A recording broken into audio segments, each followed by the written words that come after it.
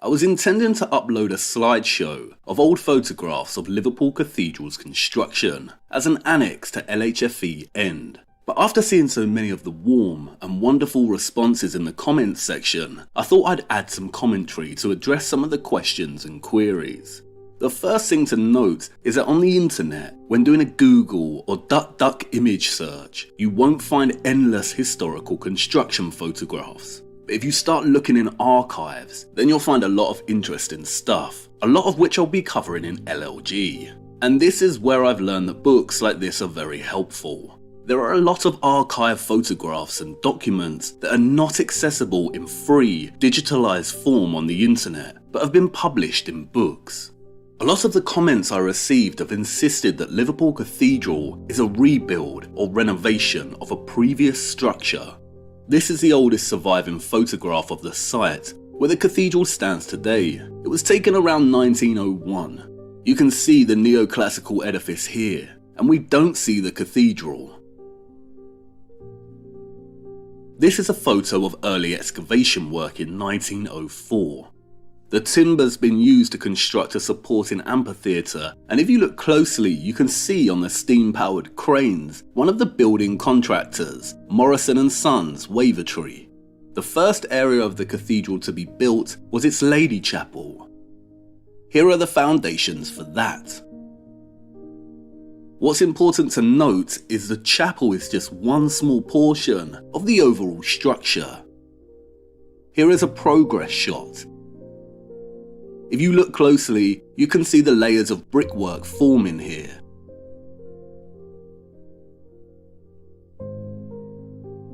Next came the chancel.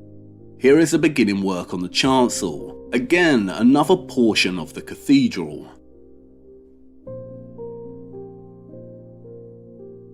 All the while the Lady Chapel is coming along nicely. The Lady Chapel and chancel were actually the first parts of the cathedral to open to the public. And why did it open when the rest was not completed? Because there was a requirement to meet the demands of a growing and pious population. The First World War halted progress, but it resumed in the 20s. This is a photograph taken in 1924, showing the completed chancel. Then came the central space. Here is one of them making good progress on the central space. And another. There exists no evidence of this being a rebuild or renovation. The cathedral construction began in 1904 and ended in 1978. That's 44 years ago. It's the largest cathedral in England. This illustration is Gilbert Scott's initial design, which changed multiple times. It was a competition submission. Architecture competitions are common practice. Just see the submissions in 2019 to replace Notre Dame's spire. And it's commonplace for the initial working designs to change and be refined due to many influencing factors, such as scope, finances, and so on. The cathedral's construction is not the mystery here. The mystery of this site is the old water tunnels that were constructed during the Enlightenment and the spring which still runs today.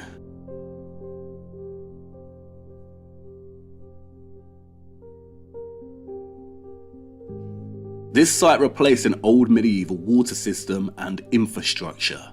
I've also seen a lot of comments insisting that we cannot build these structures, that it's a lie. And at one point I also thought that. Construction started in 1904 and finished in 1978. Before World War II, the means of construction was primarily Industrial Revolution technology, steam-powered cranes, steam-powered saws, etc. This is a photograph and footage of the steam-driven frame saws, which worked every day cutting large blocks of stone procured from the quarry. After World War II, there was more modern technology, such as pneumatic drills. The wars slowed the progress of this structure significantly. If it wasn't for the wars, I'd venture that they may have got it done in around 45 years. The interior of the cathedral walls are made from thousands and thousands of red brick.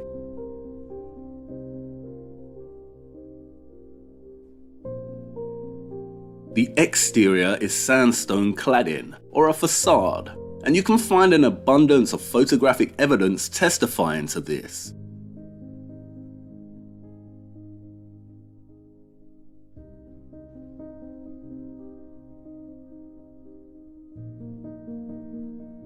Red brick is beautiful, but really bricks in general are nothing special. They're efficient, easy to produce en masse, and have been produced en masse since antiquity. They certainly could do it in both the 19th and 20th centuries.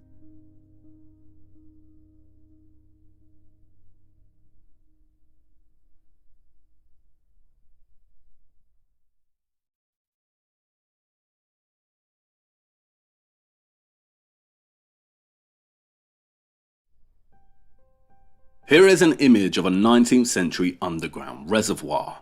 If you go to the site and walk around, you'll start noticing a lot of loose bricks.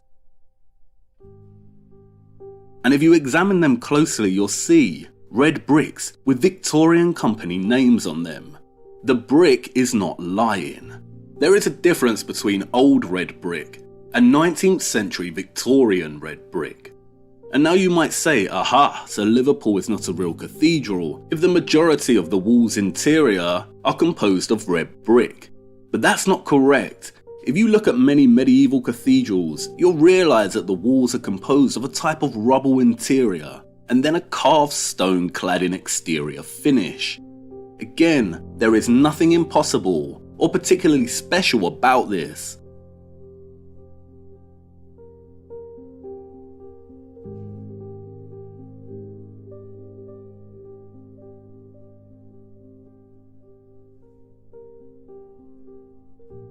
What we see here with the red brick is nothing more than a modern upgrade to this medieval technique. The red brick also explains this photograph. A few in the comments have referred to this image as proof of a rebuild, or that the powers that be are lying about this structure. But if you look closely, you can see that the photograph here shows a red brick wall. The same red brick we see here.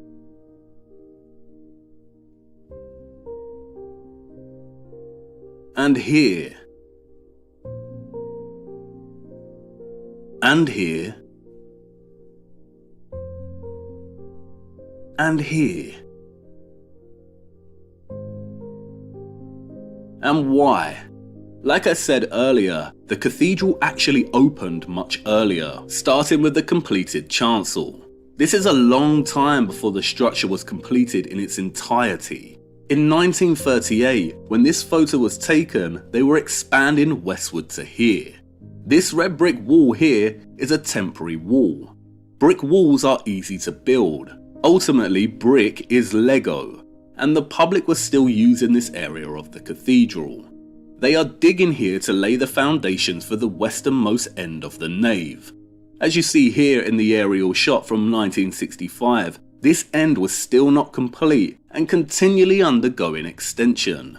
Temporary brick walls allowed the population to attend services simultaneously. Here is a close-up of this area as it progressed in 1969. Look, another temporary brick wall. And if you still don't believe me, then compare this area with a photo I took myself. This decoration is the same. This border was not added yet. This tracery is the same. And these statues here are being sheltered by the timber boxes here. But as you can see, the stained glass up here is finished. Look. Here is an image of them designing the glass. Is this basic red brick wall really evidence of a previous impossible structure that they are renovating and replacing? Here is an image after the temporary wall was dismantled and the arch in place. A service is taking place despite the arch frame still being in place. As you can see, they used the cathedral while they were still constructing it. And I know that you'll say the structure looks weathered and older in this photo, but you have to remember that this section is not complete. There is no roof above. The rain, the sunlight, the camera all affect how the stone and brick look in a photograph. We see that here. variations in tone and highlights are not proof of genuine weathering, especially in old photographs. Another trend in response is that Liverpool Cathedral was post-industrial revolution. What about the ones that came before? What about the structures that took 3 to 4 years? And this is where it gets complex, and it's one of the central themes of LLG. In terms of genuine medieval cathedrals, Hereford Cathedral was completed over 171 years, York Minster 242 years, Gloucester 410 years, Salisbury 100 years, Wells 274 years, Exeter 288 years, Lichfield Cathedral 145 years. But in terms of a lot of the structures that went up during the 18th century and after, and at such pace, this is where it gets complicated. Can you tell the difference between a structure like this and one like this? I never used to be able to, and I still struggle. Both are in the Gothic style, both are parish churches, but Ludlow is genuine. This is what the interior looks like. And Belper, well, have a look.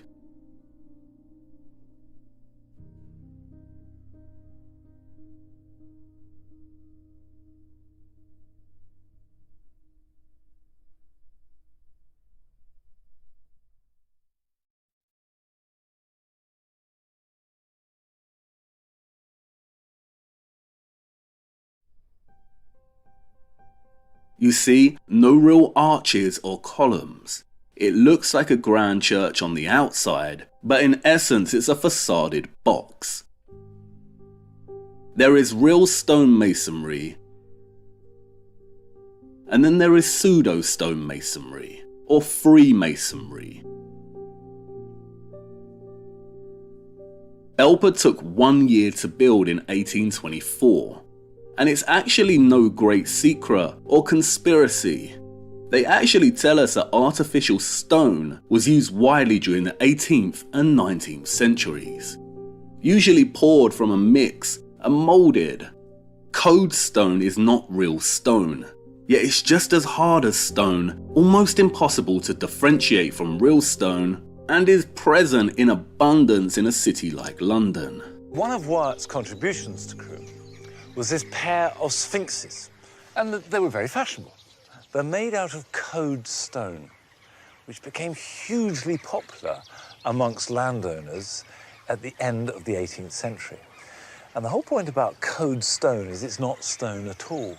It's clay mixed in with various ingredients to make it exceptionally durable.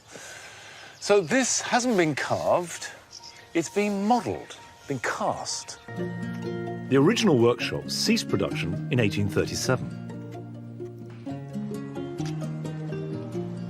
Hello. And it took years of trial and error for the sculptor Stephen Pettifer I'm Steve. Steve, very nice to meet you. to uncover the secret of the code formula and technique. This is a bracket off a building in London, Which building? Buckingham Palace. Right. Is there a lot of code at Buckingham Palace? A huge amount. Code sculpture was made using moulds, which is both much faster than carving a block of stone and also meant that the mould could be reused many times. However, the main advantage of code over carved stone lay in the extreme fine detail and the quality of craftsmanship that could be applied to the clay. You know, actually in clay we can really push the detail and the undercuts and be really extravagant with it. Whereas in stone it's harder. So presumably, say, take this here. This keystone. Yeah, that would be really difficult. If you look at the detail in here, would be very tricky in stone, wouldn't it? Exactly. Yeah. You wouldn't do that in limestone. Stephen explained to me some of the secrets of this extraordinarily versatile and durable material. This is the clay. We have lots of different blends. Okay. Is this a secret, by the way? Are we allowed to, do you want to give away the blend? I'm not that secretive about it because ultimately it's the sculpting that's Right. that's difficult. That makes it hard to produce. So let me have a look at that. So I can see the little bits in it, little white bits. And what you're looking at there is this, which is called grog. code is a mixture of fired-up ceramic grit, powdered glass, sand, and ground flint. But then you treat it like clay. Yes. You model it like clay, you fire it like clay, Yeah. and it goes through. But it will weather and last much better than normal terracotta. And Yes. some stone. Oh, yeah, I mean, lasts a lot longer than any limestones. Right. And marble. Really, longer than marble. Yeah. See, to a layperson, A lot longer. that is an incredible It's an fact. incredibly hard material. Scagliola is not real marble, but moulded and sets as hard as marble.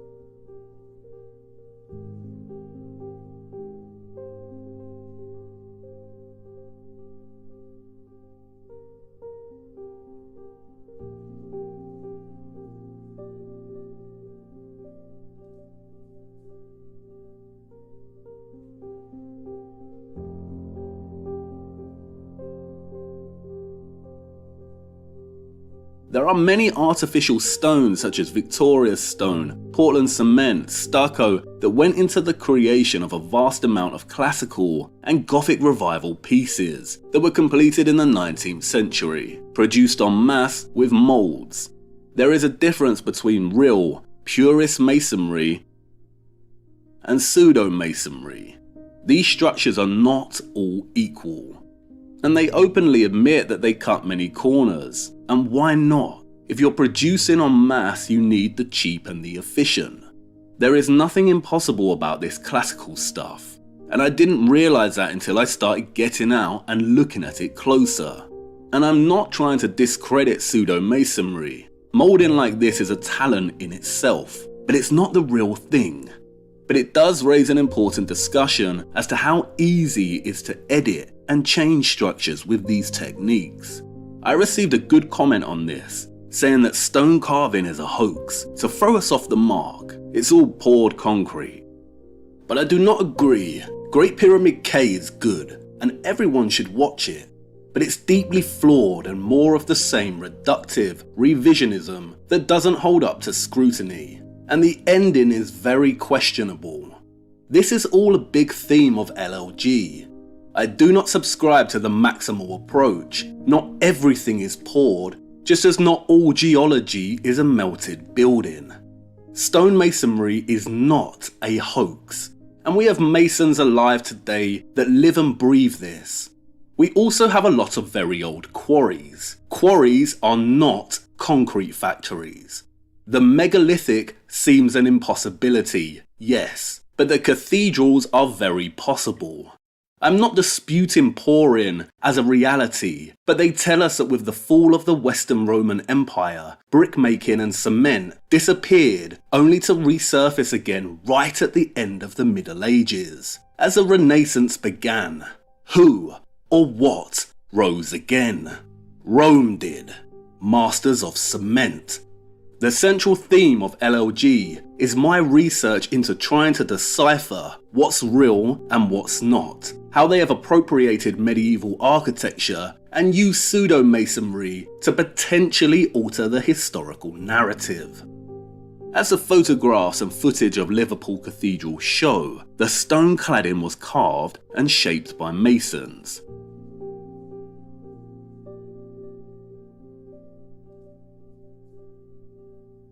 The marks on these sandstone blocks are the marks of masons' tools, probably greatly aided by post-World War II technology. You can see the length of the strokes and their inconsistency. The lines do not run in a uniform manner, and this demonstrates that they were not finished by huge machines. And we see the same thing here.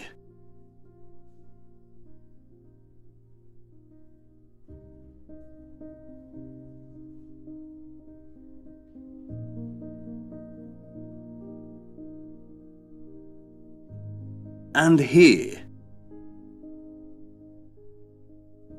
This rock was quarried from Walton Quarry.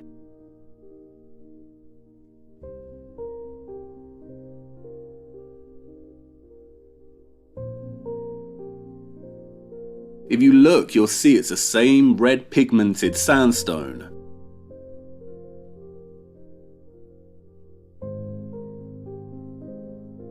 This was cut with steam-powered machines and hand tools, but this only speeds up the process.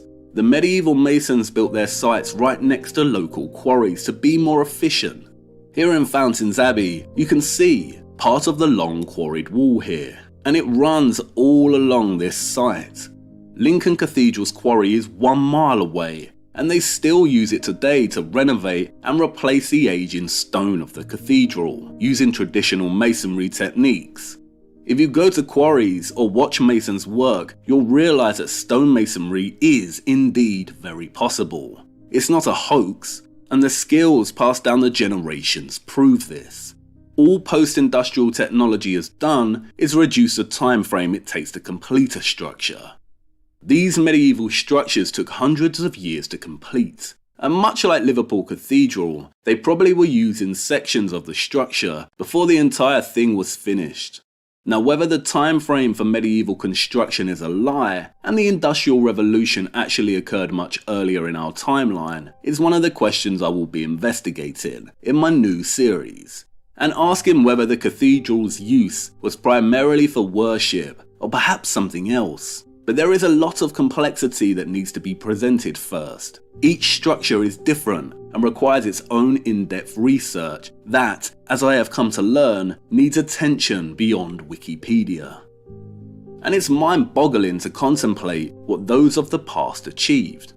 And the most tragic thing about this whole investigation is that it throws into sharp contrast just how much we've regressed as a society and cannot recognize human talent anymore and ascribe it to something else. There were advanced civilizations in history, but there was no great reset in the 19th century. Our ancestors were the advanced ones, and our culture demonstrates this. Culture is not limited to architectural expression. Compare the literature of the 1800s with our writing today. Listen to Beethoven.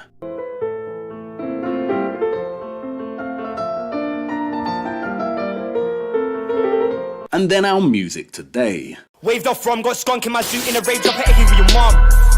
Taste the traditional cuisine of the past and compare with today. The way we painted back then, and now the art we produce today. The big lie surrounding the cathedrals is not the impossibility of their construction. The lie is something else, and it's a lot more complicated, worrying, and mind-boggling than I first realised. I got it wrong, and now I'm going to correct it with a new series. But I will not continue to discredit or erase my ancestors when there is a wealth of evidence and information working against me. I cannot do it, especially just to appease a thirst for conspiracy. Like I said, there are big lies, and there was a great reset. It just didn't happen in the 19th century. And the impossibility of the architecture is not the issue. We can build like this, and we can definitely pour cement and mold code. I hope that adds some clarity, sets a tone for what to expect, and hopefully I can get the next episode finished soon. Until then.